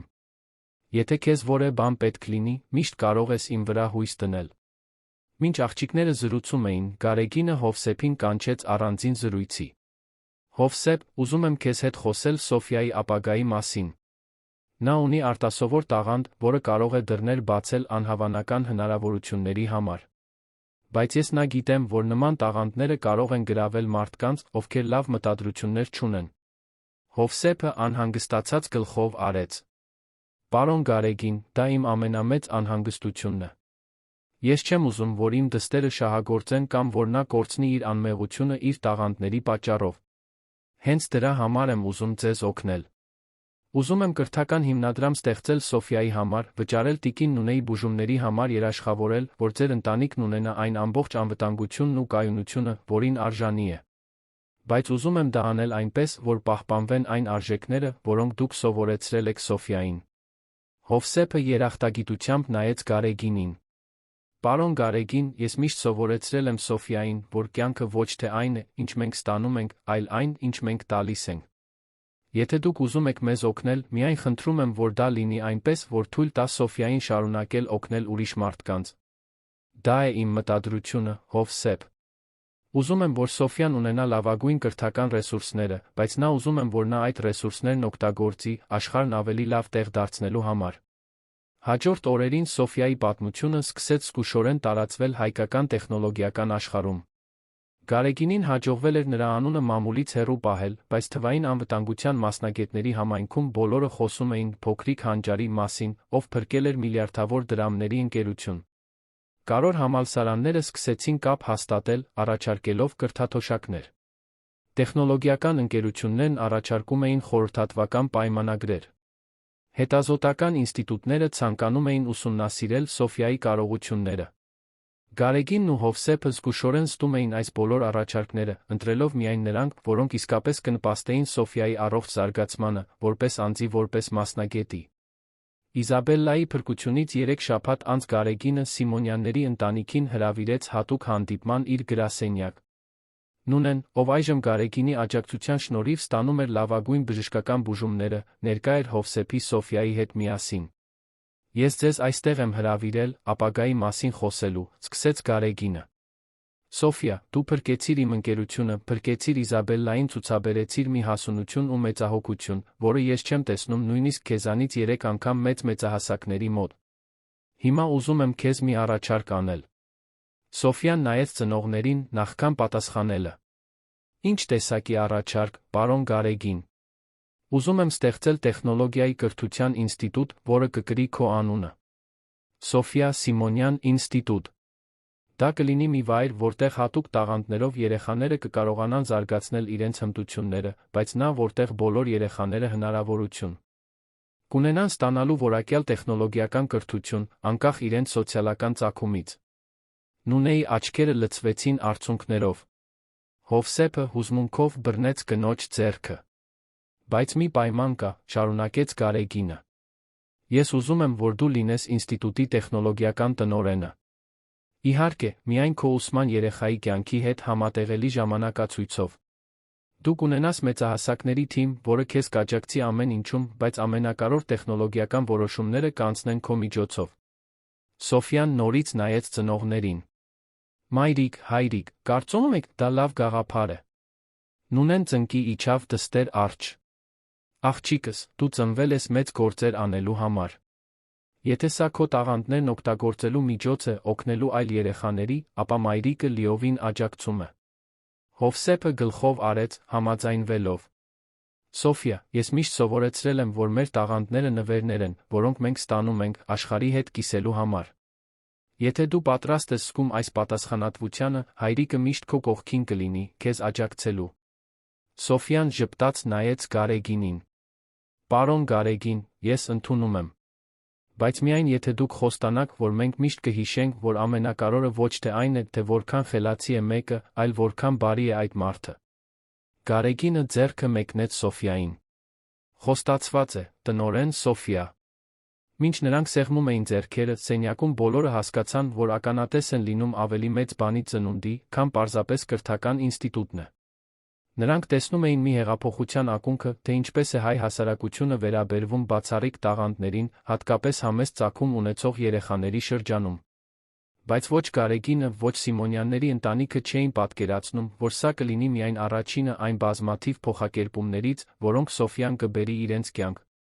Հրաշամանուկ աղջիկը նոր էր սկսում ցույց տալ, թե ինչի է ընդունակ, աշխարհը պատրաստվում էր բացահայտել, որ երբեմն մեծագույն հանճարները գալիս են ամենամեծահոգի սրտերում փաթաթված։ Հաջորդ շաբաթ Սոֆիա Սիմոնյան ինստիտուտը կբացեր իր դռները ուսանողների առաջին խմբի համար։ Եվ Սոֆիան, 8 տարեկան հասակում, պատրաստ կլիներ ստանձնելու երիտասարդ հայ տաղանդների նոր սերնդին առաջնորդելու պատասխանատվությունը, միշտ հիշելով, որ իրական խելքը մեր շնորհներն օգտագործելու մեջ է, ուրիշ մարդկանց կյանքն ավելի երջանիկ ու հուսալի դարձնելու համար։ 5 տարի էր անցել այն օրվանից, որն ընդմիշտ փոխեց Սիմոնյանների ընտանիքի Գարեգին Ալավերդյանի կյանքը։ Սոֆիա Սիմոնյան ինստիտուտը դարձել էր ներառական տեխնոլոգիական կրթության ազգային չափանիշ, մասնաճյուղեր ունենալով Երևանում, Գյումրիում, Վանաձորում, Կապանում։ Բոլոր սոցիալական խավերի ավելի քան 5000 երեխաներ դեռահասներ անվճար սովորում էին հաստատության կողմից մշակված ծրագրերով։ Սոֆիան, այժմ 13 տարեկան, մեծացել էր, պահպանելով նույն քաղցրությունն ու մեծահոգությունը, որոնք միշտ բնորոշ էին նրան, բայց նրա հանճարը հասել էր այնպիսի մակարդակների, որոնք տպավորում էին աշխարհի մասնագետներին։ Նա սահուն խոսում էր 6 լեզուներով, մշակել էր 3 հեղափոխական արհեստական բանականության համակարգ, համարվում էր կիբերանվտանգության աշխարհի խոշորագույն հեղինակություններից մեկը, չնայած իր տարիքին։ Այդ երկուշաբթի առավոտյան Սոֆիան հասավ Երանի գլխավոր ինստիտուտ, ուղեկցությամբ Հովսեփի, ով դարձել էր հաստատության անվտանգության համակարգողը, Նունեի, ով այժմ ղեկավարում էր ուսանողների ընտանիքների հոգեբանական աջակցության ծրագիրը։ Նունեի Լյուպուսը վերահսկվում էր Գարեգինի ֆինանսավորած առաջադեմ բուժումների շնորհիվ, նա վերադարձել էր դասավանդելուն, այս անգամ օգնելով շնորհալի երեխաներին հաղթահարել իրենց բացառիկ ունակությունների ճնշումը։ Սոֆիա, այսօր առավոտյան լուրերը տեսել ես, հարցրեց Մարինա Սարգսյանը, ով դարձել էր ինստիտուտի վարչական տնօրենը։ Տեսել եմ, այո, Մարինա։ Եվրոպայի հիվանդանոցային համակարգերի վրա հարձակումն իսկապես անհանգստացնող է։ Միլիոնավոր հիվանդներ չեն կարողանում մուտք գործել իրենց բժշկական քարտերին։ Գարեգինը մոտեցավ խմբին լուրջ արտահայտությամբ։ Սոֆիա, հենց նոր զանգ ստացա առողջապահության նախարարությունից։ Հայաստանը կարող է լինել հաջորդ թիրախը։ Եվրոպայում հարձակում իրականացրած հաքերները հայտարարություն են տարածել, որ կխափանեն Կովկասյան տարածաշրջանի բոլոր երկրների առողջապահական համակարգերը, եթե իրենց պահանջները չկատարվեն։ Սոֆիան մի քանի վայրկյան խորհեց։ 13 տարեկանում նա սովորել էր, որ մեծ տաղանդների հետ գալիս են մեծ պատասխանատվություններ, բայց նա մեծ էթիկական երկընտրանքներ։ Գարեգին, ո՞րն է նրանց ճշգրիտ պահանջը։ Նրանք ուզում են $100 միլիարդ տարբեր երկրներում բանտարկված որոշ կիբերհանցագործների ազատ արձակումը։ Ակնհայտ է, որ ոչ մի կառավարություն դա չի ընդունի։ Նունեն անհանգստությամբ մոտեցավ դստերը։ Սոֆիա, դու չես մտածում դրանում ներգրավվելու մասին, այնպես չէ՞։ Այդ հանցագործները շատ ավելի վտանգավոր են, քան նրանք, ում հետ մենք բախվել էինք 5 տարի առաջ։ Սոֆիան ջերմությամբ նայեց մորը։ Մայրիկ, այս 5 տարիների ընթացքում ինստիտուտը փրկել փոխակերպել է հազարավոր երեխաների կյանքեր։ Հիմա գուցե ժամանակն է օգտագործել այն, ինչ սովորել ենք, փրկելու նա միլիոնավոր մեծահասակների։ Հովսեփը ձեռքը դրեց դստեր ուսին։ Սոֆիա, հիշո՞ւմ ես, որ միշտ խոսել ենք չափից շատ բացահայտվելու ռիսկերի մասին։ Եթե դու ներգրավվես այսքան մեծ բանի մեջ, համաշխարհային ուշադրություն կգրավես։ Եվ այդ ուշադրությունը ոչ միշտ դրական կլինի։ Սոֆիան գլխով արեց, հասկանալով հոր անհանգստությունը։ Վերջին տարիների ընթացքում նա զգուշորեն պահպանել էր համեստ պրոֆիլ, մերժելով հարցազրույցներն ու հանրային ելույթները։ Միայն մարդկանց նեղ շրջանակն էր ճանաչում նրա կարողությունների իրական չափը։ Այդ պահին սենյակ մտավ Իզաբելլան։ Այժմ 20 տարեկան, նա սովորում էր ԵՊՀ հոգեբանության ֆակուլտետում, կամավոր աշխատում էր ինստիտուտում, օգնելով երեխաների, որոնք իր նման տրավմաներ էին ապրել։ Սոֆիա, կարող եմ մի պահ քեզ հետ խոսել, հարցրեց Իզաբելլան։ Երկուսով ուղղվեցին դեպի սենյակի ավելի առանձնացված անկյունը։ Սոֆիա, ես գիտեմ, որ դու մտածում ես օգնելու այս հիվանդանոցային ճգնաժամի հարցում։ Եվ ես նա գիտեմ, որ քո ծնողները անհանգիստ են։ Բայց ուզում եմ քեզ մի բան ասել։ Ասա, Իզա։ 3 երեխաներից մեկը, ում հետ ես աշխատում եմ այստեղ ինստիտուտում, ինձ պատմեց, որ իր տատիկը հիվանդանոցում է, բժիշկները չեն կարողանում մուտք գործել նրա բժշկական պատմությանը, քանի որ համակարգերն անջատված են։ Աղջիկը հուսահատված է, որովհետև չգիտի, տատիկը ճիշտ բուժում կստանա թե ոչ։ Սոֆիայի սիրտը սեղմվեց։ Ինստիտուտում աշխատելու տարիների ընթացքում նա սովորել էր, որ յուրաքանչյուր տեխնոլոգիական խնդրի հետում միշտ կան իրական մարդիկ, որոնք կրում են իրական հետանքներ։ Իզա, կարծում ես, ես պետք է օգնեմ։ Իզաբելլան բռնեց Սոֆիայի ձեռքերը։ Ես կարծում եմ, որ դու արդեն գիտես պատասխանը։ Դու միշտ իմացել ես, երբ ինչ-որ մեկը օգնության կարիք ունի։ Հարցն այն է, դու պատրաստ ես հետանքներին։ Սոֆիան նայեց ինստիտուտի պատուհանից, դիտելով երեխաներին, որոնք դասամիջոցին խաղում էին բակում։ Նրանցից շատերը համեստ ընտանիքներից էին։ Ինչպիսին իրենն էր եղել։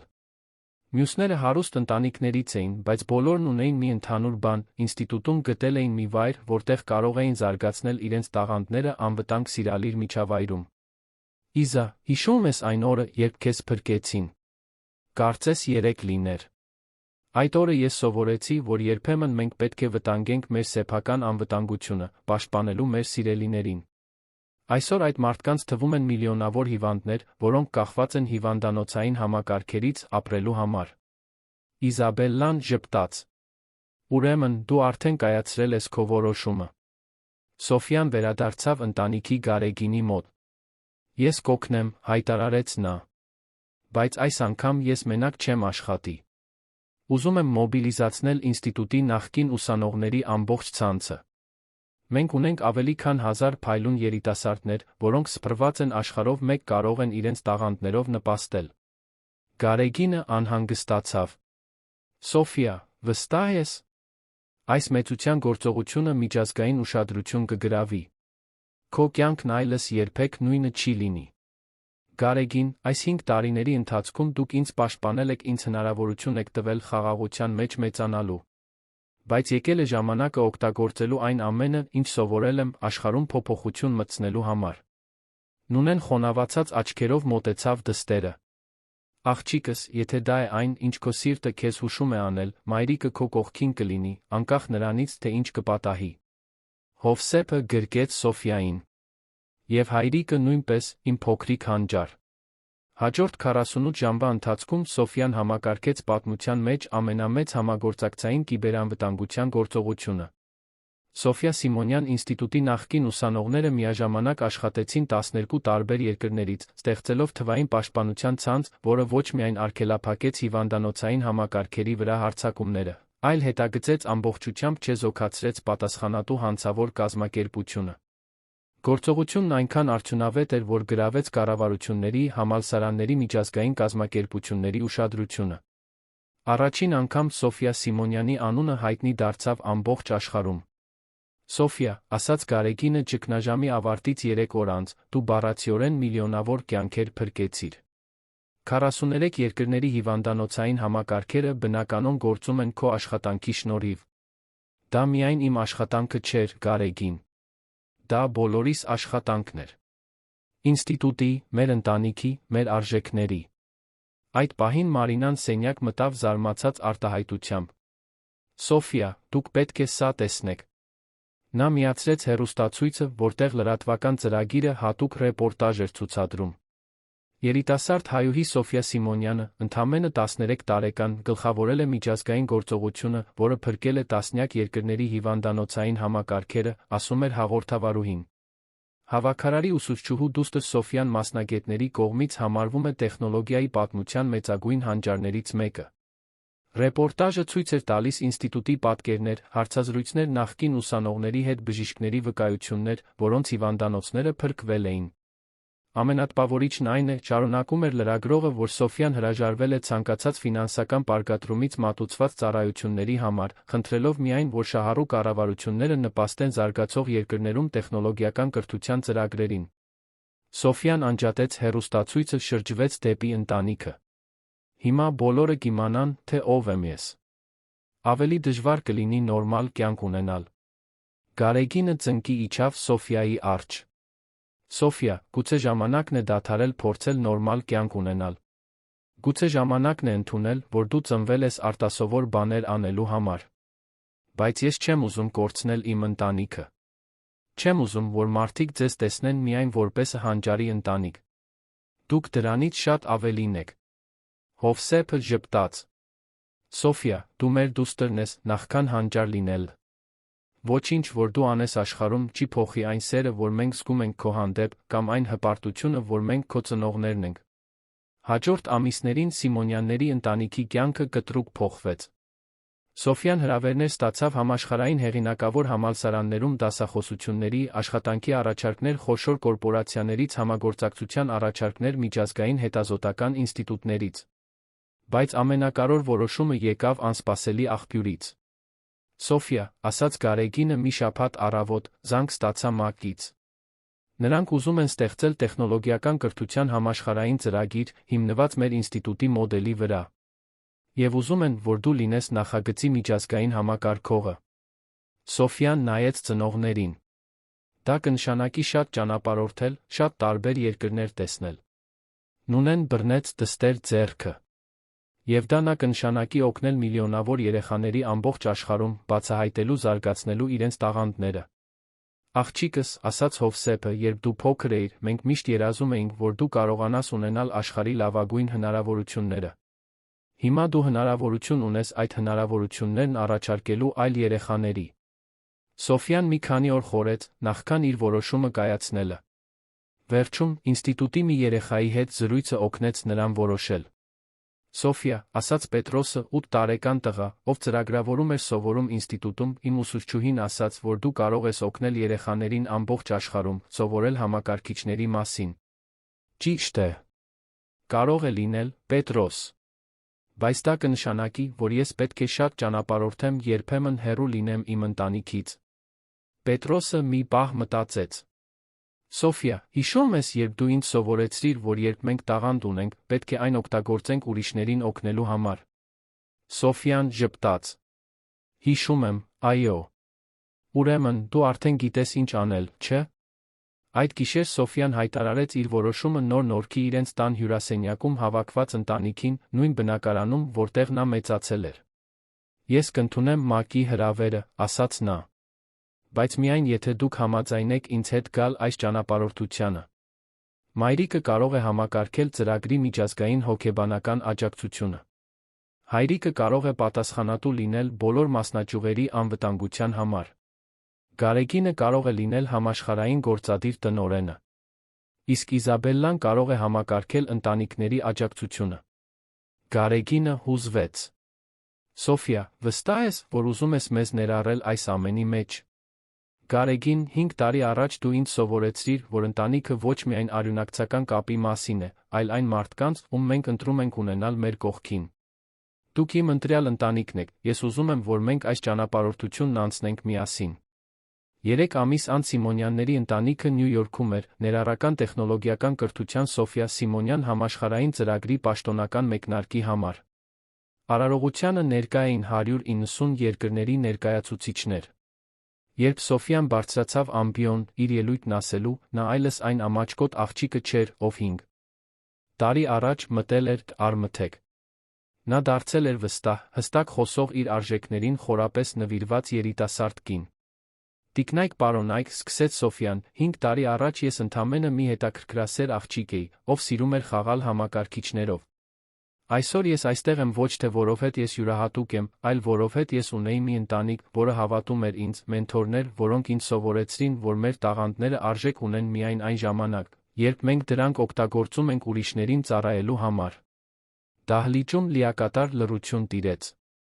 Ծրագիրը, որը մենք այսօր մեկնարկում ենք, հանճարներ ստեղծելու մասին չէ։ Այն աշխարհի յուրաքանչյուր երեխային հնարավորություն տալու մասին է, բացահայտելու իր սեփական տաղանդները, այդ տաղանդներն օգտագործելու, աշխարհն ավելի լավ տեղ դարձնելու համար։ Սոֆիան նայեց առաջին շարքում նստած ընտանիքին։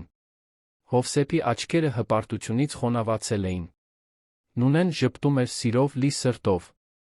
Գարեգինը քաջալերող գլխով արեց։ Իզաբելլան լավ է նշան արեց, որը ստիպեց Սոֆիային ժպտալ։ Բայց ուզում եմ մի բան շատ հստակ ասել, շարունակեց Սոֆիան։ Ոչ մի տեխնոլոգիա, որքան էլ առաջադեմ լինի, չի փոխարինի այն սիրուն, կարեկցանքին արժեքներին, որոնք մենք սովորում ենք տանը։ Մարդկության ապագան ոչ միայն փայլուն մտքերում է, այլ մեծահոգի սրտերում։ Հաջորդած ծափահարությունները տեցին գրեթե 5 րոպե։ Արարողությունից հետո, մինչ ընտանիքը տոնում էր ՄԱԿ-ի շենքի մոտակա ռեստորանում, Սոֆիան անսպասելի զանգ ստացավ։ Սոֆիա, Էդուարդ Մարտիրոսյանն է։ Զանգում եմ Երանից։ Էդուարդ։ Ինչպե՞ս եք։ Ինչպե՞ս է Իզաբելլան։ Մենք բոլորս լավ ենք, Սոֆիա։ Իրականում, զանգում եմ քեզ մի նորություն հայտնելու։ Հիշում ես այն տեխնոլոգիական ընկերությունը, որը ես խոստացա ստեղծել, անապահով երեխաներին օգնելու համար։ Հիշում եմ, այո։ Դե ինչ, մենք հենց նոր պայմանագիր ենք կնքել Հայաստանի բոլոր հանրային դպրոցներին համակարգիչներ անվճար ինտերնետ տրամադրելու համար։ Եվ գիտես, թե ինչ է լինելու ընկերության անունը։ Սոֆիան ժպտաց։ Որը։ Սոֆիա Սիմոնյան տեխնոլոգիաներ։ Ի պատիվ այն աղջկա, ով փրկեց իմ դստերը, ինձ սովորեցրեց կյանքի իրական արժեքը։ Երբ Սոֆիան անջատեց հեռախոսը, նա շուրջը նայեց սեղանին, տեսավ իր ընտանիքին, իր արյունակից ընտանիքին, իր ընտրյալ ընտանիքին, որոնք աշխուժորեն զրուցում էին ապագայի պլանների մասին։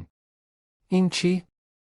մասին ես մտածում, աղջիկս, հարցրեց Նունեն։ Սոֆիան ժպտաց։ Մտածում եմ, որ 5 տարի առաջ մեր ամենամեծ անհանգստությունն այն էր, թե ինչպես վճարել քո հիվանդության բուժման համար։ Այսօր մեր ամենամեծ անհանգստությունն այն է, թե ինչպես օգտագործել մեր ռեսուրսները, հնարավորինս շատ մարդկանց օգնելու համար։ Հովսեփը բարձրացրեց իր զովացուցիչ ըմպելիքի բաժակը։ Կենացը իմ դստեր, ով մեզ սովորեցրեց, որ իրական հաջողությունը չի չափվում նրանով, ինչ մենք ձեռք ենք բերում մեզ համար, այլ նրանով, ինչ մենք անում ենք ուրիշների համար։ Կենացը Սոֆիայի, ասաց Գարեգինը, ով կորպորատիվ ճգնաժամը վերածեց համաշխարհային կրթական հեղափոխության։ Կենացը մեր ընտանիքի, ասաց Նունեն, որն ապացուցեց, որ սերն ու արժեքները լավագույն ժառանգությունն են, որ մենք կարող ենք թողնել աշխարհին։ Եվ կենացը, ասաց Սոֆիան, բարձրացնելով իր բաժակը, բոլոր այն ծնողների, ովքեր հավատում են իրենց երեխաների երազանքներին, նույնիսկ երբ այդ երազանքներն անհնարին են թվում։ 2 տարի անց Սոֆիա Սիմոնյան համաշխարհային ծրագիրը մասնաճյուղեր էր հիմնել բոլոր մայրցամաքներում, անվճար տեխնոլոգիական կրթություն առաջարկելով ավելի քան 100,000 երեխայի։ Սոֆյան, այժմ 15 տարեկան, շարունակում էր ապրել ընտանիքի հետ Երանում, առավոտյան սովորում էր տանը, իսկ կեսօրին աշխատում ինստիտուտում։ Նա մերժել էր հեղինակավոր համալսարանների առաջարկները, նախընտրելով շարունակել սովորել ինքնուրույն, միաժամանակ նվիրվելով այն նախագծին, որը դարձել էր իր կյանքի առաքելությունը։ Մի ուրբաթ կեսօրին, քայլելով Երանի սկզբնական ինստիտուտի միջանցքներով, Սոֆյան կանգ առավ մի ցուցանակի դիմաց, որը Գարեգինը տեղադրել էր մուտքի մոտ։ Սոֆյա Սիմոնյան ինստիտուտ, որտեղ ծաղկում են տաղանդները, փոխակերպվում սրտերը։ Դեռ կարծում ես, որ սա քեզ սազում է, հարցրեց մի ձայն նրա հետից։ Սոֆյան շրջվեց, տեսավ մոտեցող Գարեգինին։ Կարծում եմ, որ սա բոլորիս է սազում, Գարեգին։ Մեր ընտանիքին, մեր արժեքներին, մեր երազանքներին։ Գարեգինը նայեց այն երիտասարդ կնոջը, ով փրկել էր իր ընկերությունը, իսկ հետո հեղափոխել իր կյանքը։ Սոֆյա, երբեմն ես մտածում եմ, թե որտեղ կլինեինք, եթե Հովսեփն այդ օրը քաջություն չունենար թույլ տալու, որ դու փորձես օգնել։ Սոֆյան ժպտաց։ Գարեգին, հայրս միշտ ասում է, որ ոչ թե համակարգիչները փոխեցին մեր կյանքը, այլ սերը։ Նրա մայրիկի սերը իմ հանդեպ, քո սերը արդարության հանդեպ, բոլորի սերը միմյանց հանդեպ։ Այդ պահին Հովսեփը մոտեցավ երկուսին։ Ինչի՞ց եք խոսում։ Խոսում ենք, թե ինչպես հասանք այստեղ, պատասխանեց Սոֆյան։ Հովսեփը անսահման հպարտությամբ նայեց դստերը։ Մենք այստեղ հասանք, որովհետև դու երբեք չմոռացար, որ նախքան հանճար լինելդ, դու մարդ ես։ Իսկ իսկական մարդիկ իրենց տաղանդներն օգտագործում են միմյանց մասին հոգ տանելու համար։ Սոֆյան գրկեց հորը։ Հայրիկ, շնորհակալ եմ, որ ինձ սովորեցրիր, որ խելքն առանց բարության ընդամենը դատարկ գիտելիք է։ Եվ շնորհակալ եմ քեզ, աղջիկս, որ մեզ սովորեցրիր, որ սիրով, քաջությամբ, աշխատանքով ցանկացած ընտանիք կարող է փոխել աշխարհը։ Մինչ երեքով միասին քայլում էին ինստիտուտի միջանցքներով, անցնելով սենյակների կողքով, որտեղ հարյուրավոր երեխաներ զարգացնում էին իրենց տաղանդները սիրո անվտանգության միջավայրում, Սոֆյան խորում էր այն արտասովոր ճանապարհի մասին, որն անցել էր իր ընտանիքը։ Նոր Նորքի փոքրիկ բնակարանից մինչ միլիոնավոր մարդկանց կյանքի վրա ազդող համաշխարհային ծրագիր, նրանք ապացուցել էին, որ մեծագույն հրաշքները տեղի են ունենում ոչ թե կախարդանքով, այլ անվերապահ սիրո, նվիրված աշխատանքի անսասան հավատի միջոցով, որ յուրաքանչյուր մարդ ունի փոփոխություն մտցնելու ներուժ։ Եվ Սոֆյա Սիմոնյանը, հրաշամանուկ աղջիկը, ով փրկեց մի ընկերություն, փոխակերպեց աշխարհը, շարունակում էր լինել պարզապես Հովսեփի Նունեի սիրելի դուստրը, ով փոքրուց սովորել էր, որ կյանքի իրական գանձը ոչ թե այն է, ինչ մենք գիտենք, այլ այն սերը, որը մենք կիսում ենք։ Այդ գիշեր, նույն խոհանոցի սեղանի շուրջ, որտեղ Սոֆյան 5 տարեկանում արել էր իր առաջին տեխնոլոգիական բացահայտումը, Սիմոնյանների ընտանիքը միասին ընթրեց, զրուցելով հանգստյան օրերի պլանների, ինստիտուտի երեխաների առօրյա կյանքի փոքրիկ հաճույքների մասին։ Որովհետև, ի վերջո, անկախ նրանից, թե քանի մրցանակ կստանար Սոֆյան կամ քանի կյանք կփրկեր, աշխարհի ամենակարևոր բանը շարունակում էր լինել նույն պարզ ընթրիքը, նույն համեստ սեղանի շուրջ, նույն սիրող ընտանիքի հետ, որը նրան սովորեցրել էր, որ հանճարեղությունն առանց մարդկայնության ընդամենը դատարկ հմտություն է, բայց մարդկայնությունը սիրով կարող է իրական հրաշքներ